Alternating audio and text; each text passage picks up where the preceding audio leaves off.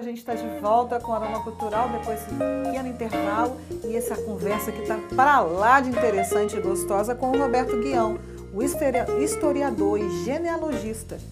Ô, Roberto, eu queria te perguntar, para você fazer essa pesquisa toda, todo esse material que você já pesquisou, isso tudo está armazenado contigo, né? Está em sua posse esses documentos. Talvez seja o produto principal concreto dessas pesquisas que há 35 anos eu realizo nesse vale e também no oeste de São Paulo, um pouco nos primeiros anos do século XX. Tudo isso foi sendo gerado, fotografias, textos, plantas, desenhos, comentários, não só meus como de terceiros, que enriquecem sem dúvida o trabalho.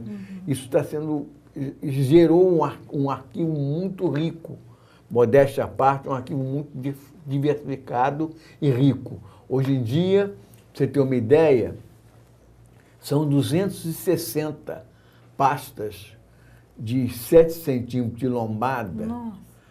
Que recolhem todo esse material. Alguma coisa como 57 mil folhas, 30 mil fotografias, quer dizer, é um arquivo muito rico que foi paulatinamente gerado em função das pesquisas de campo, das andanças por aí. Arquivo esse que talvez seja o produto, talvez não, certamente é o produto mais importante das minhas pesquisas.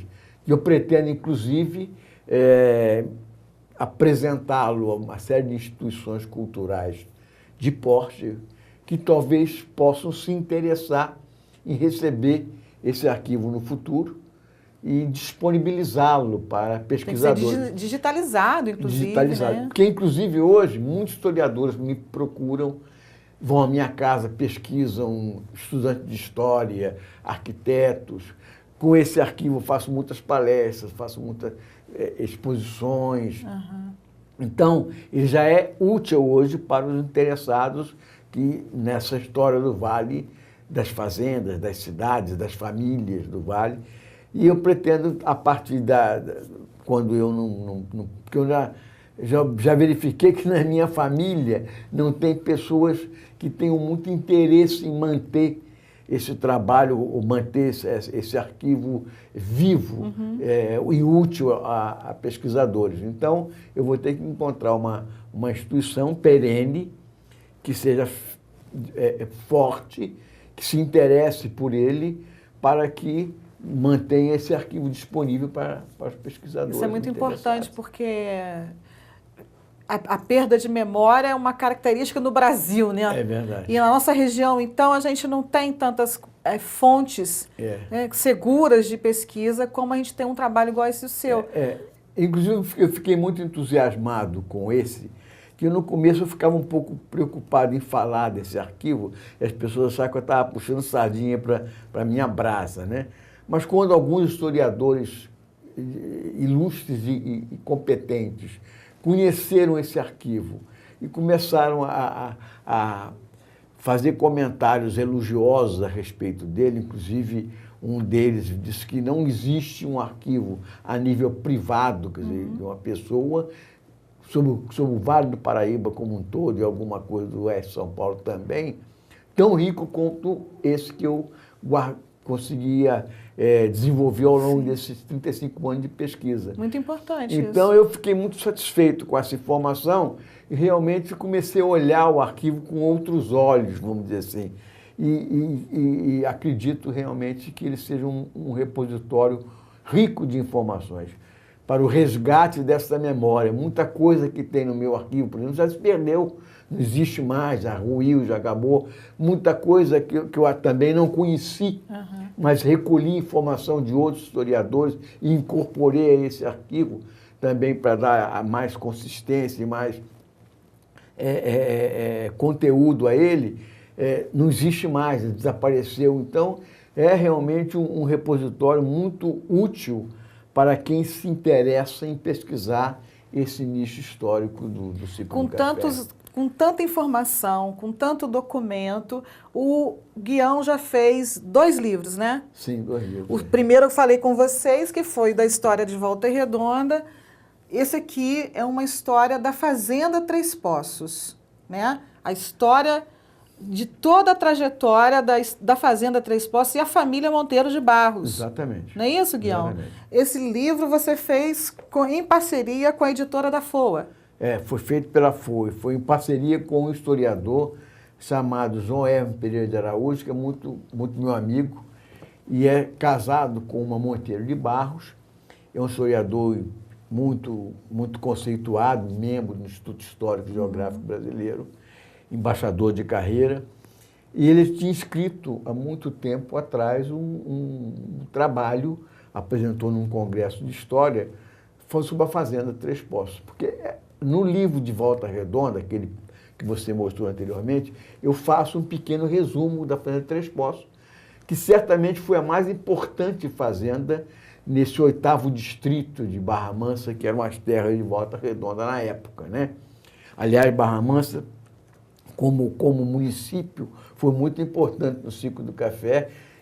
Ainda mantém fazendas belíssimas no distrito de Amparo, no distrito de Rialto, entendeu? Que mostram toda a pujança que Barra Mansa teve no ciclo cafeeiro e depois também no ciclo leiteiro. Bom, mas voltando à Fazenda Três Poços, então eu mencionei a fazenda no livro de Volta Redonda e pelo embaixador João Hermes já ter escrito esse trabalho e apresentado num simpósio, eu conversei com ele, conversei com o presidente da Fundação Oswaldo Aranha, o Dauro Aragão, do interesse, talvez, de fazer um livro que contasse a história da fazenda, desde o café até a universidade, que hoje em dia, onde a sede da fazenda se localizava, as instalações da empresa agrícola de café,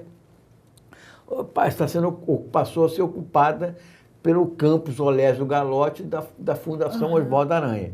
Então, ele se interessou também, então eu, em parceria com o João Hermes, escrevemos esse livro que conta a história da fazenda desde a época dos Monteiro de Barros. O embaixador vai até 1918, quando morreu a dona Cecília de Moraes Monteiro de Barros, que era a viúva do comendador Lucas Antônio Monteiro de Barros. Eu pego e conto a história desta época, até quando as terras foram desapropriadas pela prefeitura de Volta Redonda, inclusive entrando um pouco na história do campus universitário. Uma professora da FOA faz um capítulo complementar institucional contando o que é a fundação, os seus campos, que tem outros campos além desses Três Poços. E no começo eu faço um panorama também no ciclo do café, para mostrar ao leitor como foi o ciclo, que nós conversamos bastante nessa entrevista, e para ele entender como a fazenda se situa dentro do ciclo, né? Partindo do geral para o particular. Sim. Então, acho que ficou um livro interessante e uma expressiva propriedade cafeeira de Volta Redonda, do antigo distrito de Volta Redonda, terra de Barra Mansa, na época. Nessas histórias curiosas todas que você já deve ter atravessado, nessas pesquisas, eu queria que você, de repente, tenha algum fato pitoresco, assim, tipo, bem recebido ou mal recebido, você teve que fotografar escondido, ou você não teve acesso aos documentos da forma que você queria, ou alguém te recebeu muito bem.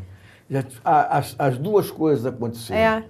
Felizmente, as coisas ruins foram menores, foram menos frequentes do que as coisas boas. Foram só para dar um pouquinho de adrenalina. Mas já passei alguns apertos, né? Porque quando eu comecei essas pesquisas, eu não tinha conhecimento das pessoas, eu não participava de instituições culturais como hoje participo, do Instituto Histórico do Rio de Janeiro, do Colégio Brasileiro de Genealogia, da Academia Barra-Mansense de História. Então, eu conhecia pouco essas coisas e as pessoas. Então, eu me aventurava muito em fazer pesquisa de campo, meio de peito aberto, vamos dizer assim. Fim de semana, a cara e a coragem. Na época eu trabalhava na CSN ainda, fim de semana eu saía, pegava o carro com a minha mulher e ia para essas estradas de terra aí, procurando fazenda, e conversando, e fotografando, e pedindo licença. Então, à medida que eu fui me tornando conhecido no meio e participando das entidades culturais, as coisas foram ficando mais fáceis, as portas foram se abrindo com mais facilidade.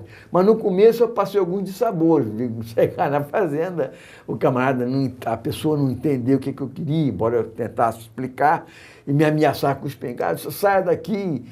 Há um tabu também com tombamento. As pessoas pensam que que eu iria lá para tombar a fazenda e que tombamento é uma coisa horrorosa. As pessoas não entendem o que é tombamento, né? E tentam se resguardar dessa agressividade que é o tombamento na cabeça dele. Então eu passei por muitas dificuldades, algumas dificuldades desse tipo, mas muitas alegrias. Já pessoas que me recebiam muito bem, e eu almoçava com o dono da fazenda, entendeu?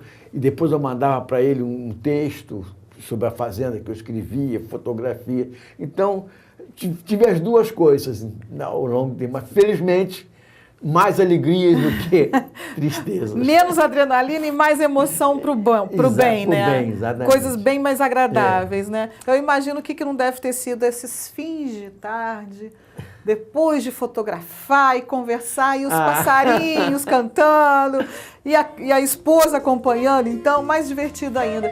Tá quase no finalzinho, a gente daqui a pouco volta, tem mais conversa ainda com o Guião. A gente vai saber como entrar em contato com ele, como fazer as palestras acontecerem e como visitar esse acervo que ele está disponibilizando para os historiadores e estudantes da nossa região. Volto já, não sai daí.